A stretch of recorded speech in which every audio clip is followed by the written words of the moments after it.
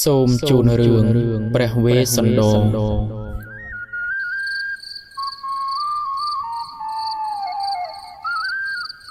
កាលព្រះបរមសាស្តាគង់ក្នុងវត្តនិក្រូធិរាមនៅនគរកបិលភស្ត្រថ្ងៃមួយមានភ្លៀងធ្លាក់បោកស័ព្ទយ៉ាងអស្ចារ្យព្រះសម្មាសម្ពុទ្ធក៏សម្ដែងធម៌ទេសនាថាកាលកន្លងទៅហើយមានស្ដេចនៅនគរចេតុដ្ឋៈព្រះនាមស្រីមហារាជទ្រង់មានព្រះរាជបុត្រមួយអង្គព្រះនាមស្រីសញ្ជ័យទ្រង់បានអភិសេករាជបុត្រស្រីសញ្ជ័យជាមួយនឹងព្រះនាងផុសតីដែលជាបុត្ររបស់ព្រះបាទមន្តរាជហើយព្រះអង្គបានទេរាជសម្បត្តិឲ្យរាជបុត្រស្រីសញ្ជ័យគ្រប់គ្រងរាជបន្តថ្លែងពីព្រះនាងផុសតីកាលពីអតីតជាតិទ្រង់គឺជាព្រះអគ្គមហេសីរបស់ព្រះឥន្ទ្រាធិរាជដោយសារតែទ្រង់អស់បុណ្យនឹងនៅឋានទេវលោកទើបព្រះនាងឆុតមកកើតនៅនាឋានមនុស្សលោកវិញកាលពីអតីតជាតិរបស់ព្រះនាងគឺជាបុត្ររបស់ព្រះបាទមន្ធុមរាជបានថ្វាយក្លឹមច័ន្ទចំពោះព្រះពុទ្ធវិបស្សីមានក្លិនក្រអូបហើយក្លិនក្រអូបនេះក៏បានជាប់មកដល់ពេលព្រះនាងឆុតមកកើតនៅនាឋានមនុស្សព្រះនាងបានសុំពរពីព្រះឥន្ទ្រាធិរាជ10ប្រការទី1សូមឲ្យនាងជាអគ្គមហេសីនៃព្រះបាទស្រីសញ្ជ័យនៅនគរចេតុដ្ឋៈ2សូមឲ្យមានភ្នែកល្អមានគុមោកោងគឺរោមចិញ្ចើមប្រទេសត្រត្រួយរង្វង់ល្វត់ល្វន់ដូចបង្គួយកៅដន់3សូមឲ្យមានឈ្មោះជាផុសតីដដែល4សូមឲ្យមានកូនប្រុសម្នាក់មានកិត្តិស័ព្ទល្បីរន្ទឺ5ពេលមានគភ៌សូមឲ្យមានផ្ទៃពោះរាបស្មើដូចប្រក្រតី6សូមកុំឲ្យមានដុះសណ្ដាយ7សូមកុំឲ្យមានសក់ស្កូវ8សូមឲ្យមានសម្បុរស្បែកសាច់ម៉ត់ដកខៃដូចលាបពណ៌ពពិលមាស9សូមឲ្យមានអំណាចអាចដោះស្រាយទុក្ខទោសរបស់មនុស្សសត្វទាំងឡាយ10សូមឲ្យមានបក្សីគឺហង្សក្រៀលកងានកង្កោកបន្លឺនៅស័ព្ទល្វឹងល្វើយចិត្តព្រះរាជមន្ទីរពេលព្រះឥន្ទ្រប្រទានពររួចហើយ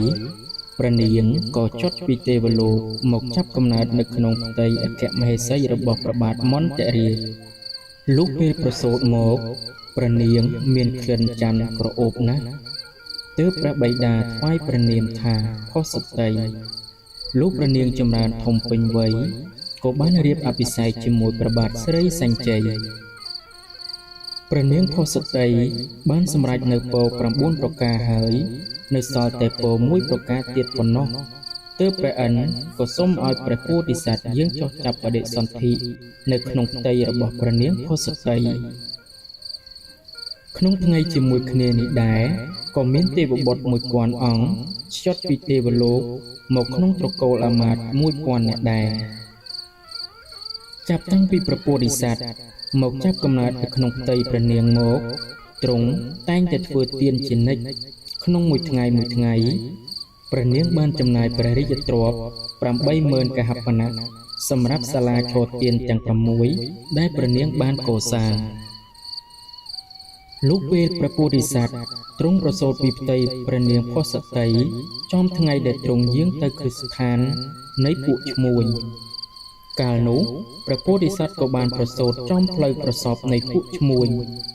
ហេតុនេះហើយទើបថ្វាយព្រះនាមថាព្រះវេស្សន្តរពេលប្រសូតមកភ្លាមទ្រង់ក៏សូមប្រពោពីព្រះបិតាធ្វើទានអស់ព្រះរាជទ្រព្យ1000កហបណៈនៅថ្ងៃដែលព្រះពោធិសត្វប្រសូតមកក៏មានមេដំរីមួយបាននាំដំរីមង្គលឈ្មោះបច្ច័យនាគជាកូនដំរីដែលមានដំណើរល្វត់ល្វន់មានកន្ទុយអាចបោះព្រះធរណីបានជាដំរីដែលមានបុណ្យដំរីទៅដល់ទីណាទីនោះតែងតែមានភ្លៀងជោកជាំត្រជាក់ត្រជុំពេលព្រះវេស្សន្តរចម្រើនបជនបាន5 ប្រវស្សា ទ្រង់បានព្រះរាជទាននៅគ្រឿងប្រដាប់សម្រាប់កុមារមានតម្លៃ1សែនកហបណៈចំនួន9ដងពេលព្រះវេស្សន្តរចម្រើនប្រជញ្ញបាន8ប្រវស្សាក៏សពព្រះរាជហឫទ័យថាបើមានជនណាមកសុំបេះដូងភ្នែកឬសាច់ឈាមទ្រង់នឹងប្រទានឲ្យភ្លាមគ្រាន់តែទ្រង់មានតម្រេះដូច្នេះក៏ស្រាប់តែផែនដីក៏ក្រើកញាប់ញ័រឡើងលុះដល់ព្រះវេស្សន្តរមានប្រជញ្ញ16ប្រវស្សាព្រះបាទស្រីសញ្ជ័យក៏បានរៀបអភិសេកព្រះរាជបុត្រព្រះវេស្សន្តរជាមួយនឹងនាងមេត្រីជារាជបុត្រីនៃស្ដេចនគរមន្តរតហើយឲ្យព្រះរាជបុត្រព្រះវេស្សន្តរឡើងគ្រងរាជបន្តព្រះវេស្សន្តរតែងតែគង់លើដំរីបច្ច័យនាគយាងទៅសាលាឆទាន6ដងក្នុងមួយខែនិងបរិច្ចាគព្រះរាជទ្រព្យ6សែនកហបណៈក្នុងមួយខែក្រោយមកព្រះអង្គក៏ប្រសូតបានព្រះរាជបុត្រពីរព្រះអង្គដោយថ្វាយព្រះនាមថាជាលីជាបុត្រានិងបុត្រីឈ្មោះកណ្ហាចិនាគឺក្រឹស្នាវេលាឆ្នាំមួយនៅដែនលង្ការាមានភាពរាំងស្ងួតគ្មានភ្លៀងធ្លាក់សោះបណ្ដាលឲ្យប្រជាកសិករធ្វើកសិកម្មមិនបានឡើយកាលនោះព្រះវេស្សន្តរបានប្រទានដំរីបច្ច័យនាគឲ្យទៅអ្នកស្រុកលង្ការាដោយសទ្ធាជ្រះថ្លាចំណែកឯអ្នកស្រុកស្រីពារាខឹងសម្បាព្រះវេស្សន្តរខ្លាំងណាស់ក៏នាំគ្នាប្តឹងតវ៉ាចំពោះព្រះបាទស្រីសញ្ជ័យហើយសូមឲ្យបបោបង់ព្រះវេស្សន្តរចេញពីព្រះនគរពីព្រោះស្ដេចអង្គនេះមានតែប្រតិយគិតតែពីបរិច្ចាគទ្រព្យធ្វើទានគ្រប់យ៉ាងឲ្យតែគេទូលសុំដូច្នេះពួកយើងមិនពេញចិត្តនឹងទ្រង់ឡើយព្រះបាទស្រីសញ្ជ័យមិនយល់ស្របនឹងយោបល់ប្រជារាស្ត្រទេប្រជារាស្ត្រក្នុងនគរគំរាមព្រះអង្គថាបើព្រះអង្គមិនព្រមបបោបង់ព្រះវេស្សន្តរចេញពីនគរទេពួកគេនឹងធ្វើការបះបោរប្រហារស្ដេចព្រះនាងផុសតីតតឃើញដូច្នេះទ្រង់មានប្រតិយអួលអាក់ព្រះកន្សែងជាខ្លាំងហើយមានព្រះសវណ្ណីថាបុត្រព្រះវេស្សន្តរមិនដែលធ្វើអ្វីខុសសោះម្ដេចបានជាប្រជារាស្ត្រចង់បបោបង់ព្រះអង្គយ៉ាងនេះព្រះនាងទ្រង់បដិសេធមិនឲ្យប្រជារាស្ត្រធ្វើបែបនេះទេភ្លាមនោះព្រះវេស្សន្តរទូលទៅព្រះមេត្តាព្រះបិតាថាទូលព្រះបង្គំយល់ព្រមធ្វើតាមបំណងប្រជារាស្ត្រប៉ុន្តែមុននឹងទូលបង្គំលាចេញពីនគរទូលបង្គំសូមធ្វើទានសទ្ធៈសតកៈមហាទានគឺមួយមុខ700ដូចជាដំរីសេះរទេះបរិវារប្រុសស្រីនិងមេគោភាជមាសជាដើមប្រជារាស្ត្រឮដូច្នេះកាន់តែក្តៅក្រហាយទ្វេឡើងថារឹតតែវិនាសស្រុកទេសនឹងជួបរឿងហិនហោចក្នុងព្រះនគរក៏នាំគ្នាស្រែកបណ្ដេញព្រះវេស្សន្តរឲ្យចេញជាបន្ទាន់ព្រះវេស្សន្តរមានព្រះបន្ទូលថាយើងនឹងយាងចេញពីព្រះរាជវាំងក្នុងពេលឥឡូវនេះចំណែកព្រះមហេសីនិងបុត្រចង់ទៅតាមក៏ទៅចុះយើងមិនបង្ខំទេព្រះនាងមេត្រីមានប្រតិយថាបើទន្លេគ្មានទឹកគេហៅទន្លេអាក្រាតដែនគ្មានស្ដេចហៅថាដែនអាក្រាតឯស្ត្រីមេម៉ាយហៅថាស្រីអាក្រាតដូច្នេះខ្ញុំម្ចាស់នឹងយកបុត្រទាំងពីរយាងទៅតាមជាមួយព្រះស្វាមីហើយព្រះវេស្សន្តរជិះរាជរថទឹមសេះចំនួន4នាំព្រះមហេសីនិងបុត្រាបុត្រីយាងចេញពីព្រះរាជវាំងឆ្ពោះទៅកាន់ភ្នំគិរីវង្គតកាលនោះមានព្រាហ្មណ៍4នាក់ចាំស្ទាក់សុំសេះទាំង4ពីព្រះវេស្សន្តរព្រះវេស្សន្តរក៏ដាក់ទានសេះទាំង4ដល់ព្រាហ្មណ៍ទាំង4នាក់ដោយសទ្ធាជ្រះថ្លាកាលនោះមានទេវបុត្រ4អង្គបាននិមិត្តជាសត្វរមាំងអូសរាជរថនាំព្រះអង្គបន្តដំណើរទៅមុខទៀតនៅមិនយូរប៉ុន្មានក៏បានជួបនឹងព្រាហ្មណ៍4នាក់ចាំស្ទាក់សុំរមាំងនិងរាជរថភ្លាមនោះព្រះវេស្សន្តរក៏បានប្រគល់រមាំងទាំង4និងរាជរថឲ្យព្រាហ្មណ៍នោះទៀតស្ដេចទាំង4អង្គក៏ចុះពីរាជរថយាងដោយព្រះបាទទា ព្រះវេស្សន្តរដឹកដៃជាលីឯព្រះមហេសីដឹកដៃក្រឹស្នាយាងតាមផ្លូវស្ងាត់ជ្រងំនៅតាមផ្លូវព្រះរាជបុត្រស្រែកឃ្លានយ៉ាងខ្លាំងក៏ព្រះកន្សែងទារកផ្លែឈើសោយភ្លាមនោះមេឃឈើក៏ទូទុនបង្អោនផ្លែឈើថ្វាយដល់ក្សត្រទាំង4អង្គជាព្រះស្ងោយកាលនោះព្រះឥន្ទ្រាធិរាជបែកប្រណិតទើបឃើញដូច្នេះក៏ជួយបង្រួមផ្លូវហើយយាងតែមួយថ្ងៃក៏ទៅដល់មាតុលនគរចេញពីមាតុលនគរអស់ចម្ងាយ15យោជន៍ក៏បានទៅដល់មាត់ស្រះបោខរណីទើបយាងចូលទៅដល់អាស្រមបទដែលទេវតានិមិត្តថ្វាយមានធ្នូព្រះខ័នថ្លានិងសម្ពុតធ្វើពីស្បែកខ្លា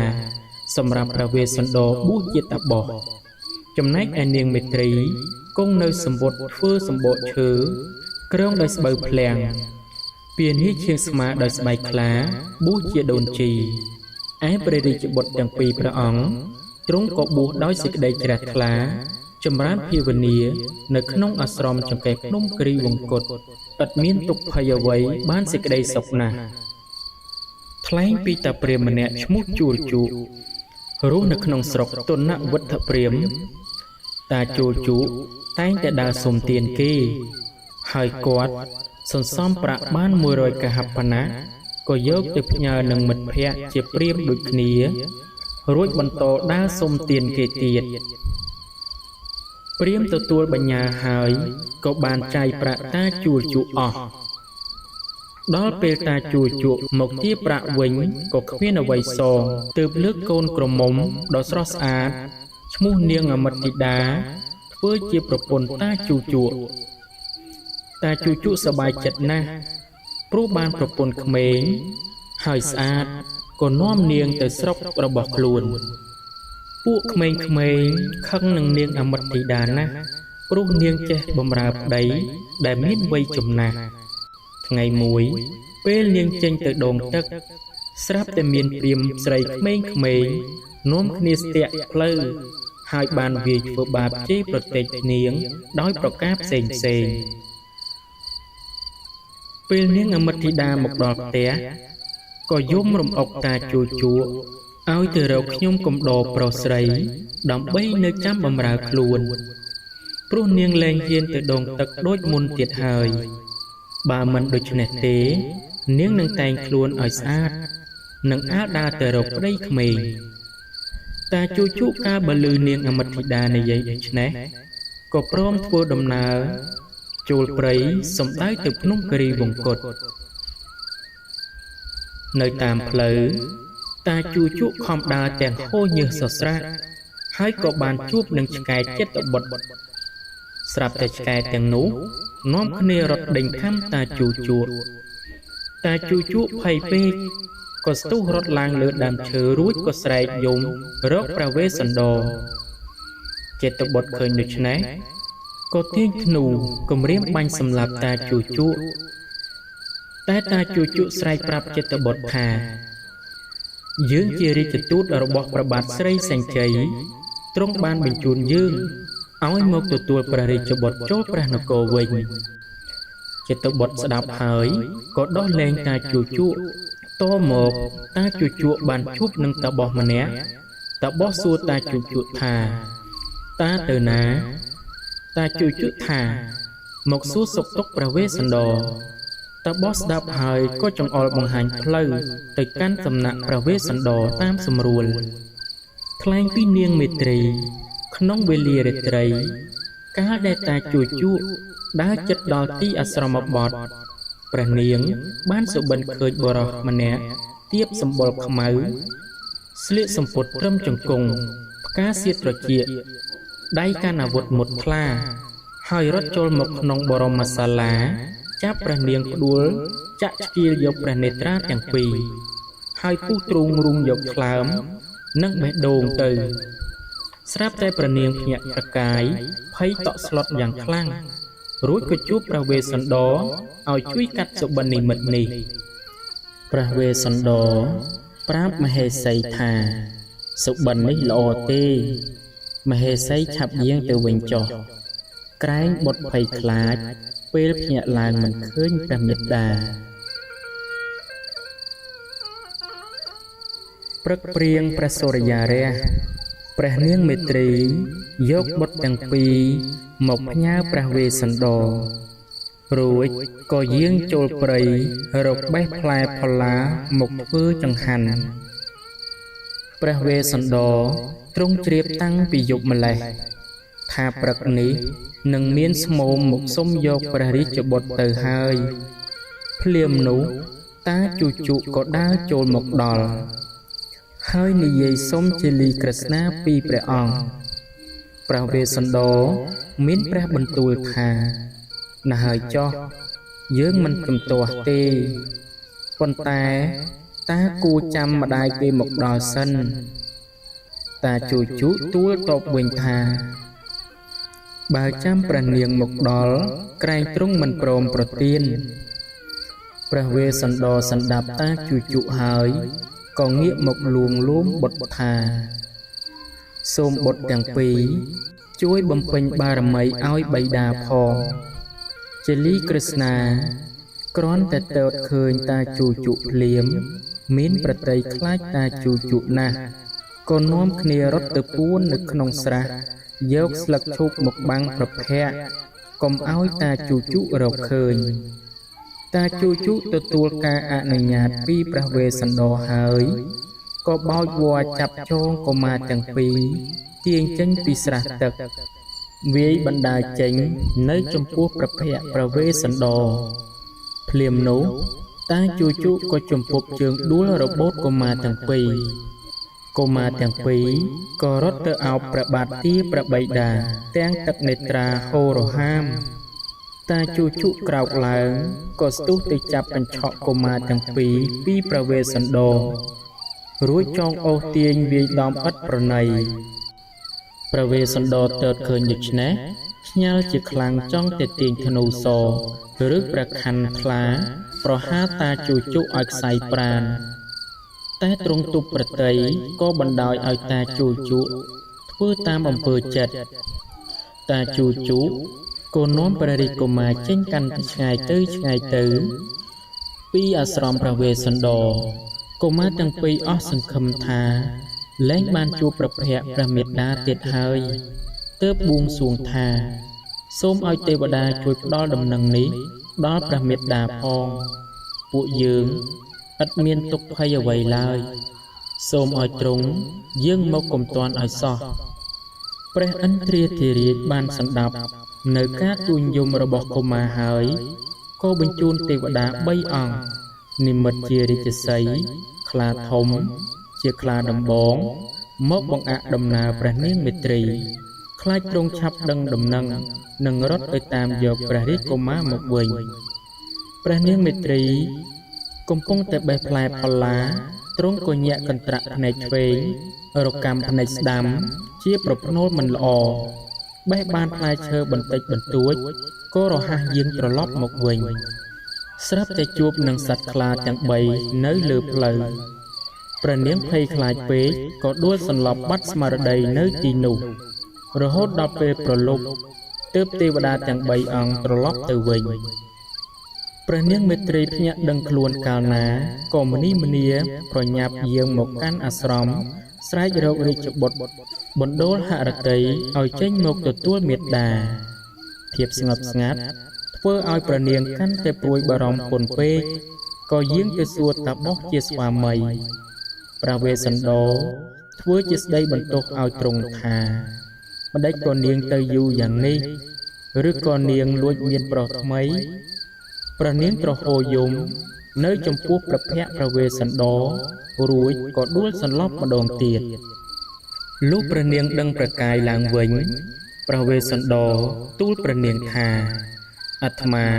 បានឲ្យជាលីក្រឹស្នាជាទានដល់តាព្រាមស្មោមបាត់ទៅហើយសូមនាងអនុមោទនាបុត្រជាទានដល់យើងផងព្រះនាងទ្រង់សន្តាប់ហើយក៏អនុមោទនាដោយសេចក្តីជ្រះថ្លាក្រោយមកព្រះឥន្ទ្រក៏និមិត្តជាតាព្រាមចាស់ជរាចូលទៅក្រាបបង្គំសូមព្រះនាងមេត្រីពីព្រះវេស្សន្តរព្រះវេស្សន្តរក៏ព្រមឲ្យទៅទៀតប៉ុន្តែ ទ្រង់សូមឲ្យព្រាហ្មណ៍សួរចិត្តព្រះនាងសិនព្រះនាងមានសវណ្ណន័យថាកុំថាឡើយខ្លួនខ្ញុំម្ចាស់សូម្បីតែសាច់ឈាមទោះជាបេះដូងថ្លើមប្រមាត់ឬក៏យកខ្ញុំទៅលូកជាទ្រព្យដាក់ទានឲ្យព្រាហ្មណ៍ក៏ខ្ញុំម្ចាស់ព្រមដែរឥតមានប្រកែកឡើយព្រះវេស្សន្តរក៏ប្រទានព្រះមហេសីដល់ឥន្ទព្រាហ្មណ៍ក្នុងវេលានោះឯងចំណែកឯឥន្ទព្រាហ្មណ៍កាលបានទទួលបានព្រះនាងហើយក៏មានប្រតិយរីករាយជាអនេកទើបកាលាខ្លួនជាព្រះឥន្ទវិញហើយប្រគល់នាងមេត្រីឲ្យព្រះវេស្សន្តរទើបប្រទានពរជ័យដល់ព្រះវេស្សន្តរព្រះវេស្សន្តរក៏សូមពរជ័យពីព្រះឥន្ទចំនួន8ប្រការ 1. សូមឲ្យមេត្តាបិតាយាងខ្ញុំចូលនគរវិញ 2. សូមឲ្យយើងមានអំណាចអាចដោះទុក្ខសត្វទាំងពួងឲ្យរួចផុតពីសេចក្តីស្លាប់ 3. សូមឲ្យបានជួយសង្គ្រោះដល់ជនកំសត់ទុរគតទូទៅឲ្យផុតពីភាពក្រីក្រ 4. សូមកុំឲ្យយើងមានចិត្តត្រេកត្រអាលក្នុងផ្លូវកាមគុណជាអកុសល 5. សូមឲ្យជាលីក្រឹស្នាបានគ្រប់គ្រងបុរីពីជ័យចិត្តតថៈ 6. កាលបើយើងខ្ញុំបានទៅដល់បុរីរាជធានីហើយសូមឲ្យមានអាហារទើបកើតឡើងជារៀងរាល់ថ្ងៃ 7. សូមឲ្យការបរិច្ចាគទានរបស់យើងខ្ញុំកុំបីមានខ្វះចន្លោះឡើយ 8. ក្រោយការរំលាយបញ្ញខណ្ឌហើយសូមឲ្យយើងខ្ញុំទៅកើតនៅក្នុងឋានតុសិតទេវលោកព្រះឥន្ទ្រាធិរាជបានប្រសិទ្ធពរទាំង8ប្រការនេះថ្វាយដល់ព្រះវេស្សន្តរនិងនាងមេត្រីហើយក៏វិលត្រឡប់ទៅឋានសួគ៌វិញថ្លែងពីតាជួជក់ពេលបណ្ដាព្រះរាជកុមារបានដល់ពាក់កណ្ដាលផ្លូវព្រះអាទិត្យក៏អស់ស្ដង្គត់តាជួជក់ក៏ចងកុមារទាំងពីរជាប់នឹងគល់ឈើហើយគាត់ឡើងទៅចងអង្រឹងនៅលើដើមឈើវេលានោះទេវតារក្សាកុមារទាំងពីរតែងនិមិត្តជាព្រះមេត្តាព្រះបិតាមកស្រែកចំណងកុមារទាំងពីរបញ្ចុកនំចំណីបំបោះអង្អែលបំពេថ្នាក់ថ្នមឲ្យគេងលក់រហូតដល់15ទិវារាត្រីព្រឹកព្រៀងស្វាងព្រះសូរិយារះកាលណាតាជួជក់ក៏វាយកុមារទាំងពីរបណ្ដាទៅមុខទៀតលុះដល់ផ្លូវបែកតាជួជក់ក៏វង្វេងផ្លូវទៅដល់ជាតុត្តរនគររាជអាមាត្យស្គាល់ជាក់ជាកុមារទាំងពីរក៏រហ័សទទួលព្រះរាជាព្រះបាទស្រីសេងជ័យចេញមកទតឃើញតាចាស់បណ្ដាកុមារទាំងពីរក៏ស្គាល់ជាក់ថាជាចៅរបស់ទ្រង់ក៏បញ្ជាឲ្យអាមាត្យឲ្យទៅហៅតាចូលមកតាជួជក់ក៏ចូលមកដល់ថ្វាយបង្គំព្រះបាទស្រីសេងជ័យព្រះអង្គយល់ការសពគ្រប់ក៏លួសកុមារទាំងពីរនៅក្នុងតម្លៃប្រាក់ 2000 តម្លឹងនិងវត្ថុផ្សេងជាច្រើនទៀតដល់តាជួជក់តាមតម្លៃដែលព្រះវេស្សន្តរកាត់ថ្លៃបន្ទាប់មកព្រះបាទស្រីសេងជ័យមានព្រះរាជបញ្ជា